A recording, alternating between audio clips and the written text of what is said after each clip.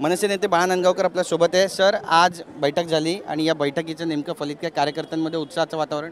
बिलकुल कार्यकर्ते काहीतरी विचारधारा घेऊन आता निघालेले आहेत आणि निश्चितपणे मला असं वाटतं की याचा आम्हाला फायदा येणाऱ्या निवडणुकीत निश्चितपणे। नेमकं राज ठाकरे यांनी युती संदर्भात काही भाष्य केलं आहे का? युती संदर्भात काही भाष्याचा विषय येत नाही इथं, कारण आम्हाला शेवटी आतापर्यंत आम्ही आमच्या निवडणुका इंडिव्हिज्युअल लेवलवरती लढवलेल्या आहेत आणि आमचं संघटन मजबूत करण्याचं काम आहे आणि ते आम्ही करण्याचा प्रयत्न करतो। दोन्ही भाव एकत्र येऊ शकतात तर हे दावे सोडून त्यांनी एकंदरीत त्यांचं म्हणणं असं होतं की अरे मग आपले जुने सहकारी आहेत, आपले मित्रमंडळी आहेत, आपल्यासोबत एवढे वर्षे काम केलेले आहेत, पदाधिकारी आहेत, उमेदवार होते, या सगळ्यांना एकत्र घ्या, जे कोण नवीन येतील त्यांना एकत्र घ्या आणि पुढे चला। एक महत्त्वाचं विधान केलंय की मुंबई महानगरपालिकेमध्ये आपली सत्ता येऊ शकते, त्यामुळे कार्यकर्त्यांमध्ये उत्साह नाही, कुठलाही पक्ष आपली सत्ता आणण्यासाठी सगळा प्रयत्न करत असतो आणि राज ठाकरे साहेब तर करतातच प्रयत्न। महानगरपालिकेसाठी काही प्लॅन तयार झालेला आहे आता आणि ग्राउंड योग्य वेळी तो येईल, मतदार याद्यांवर पण या काम जोरात काम करायला सांगितलेलं आहे।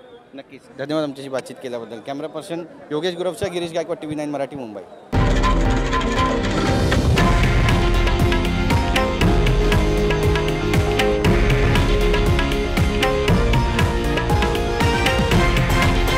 हे आहे देशातील नंबर 1 न्यूज नेटवर्क आणि आपण पाहत आहात TV9 मराठी, एकमेव।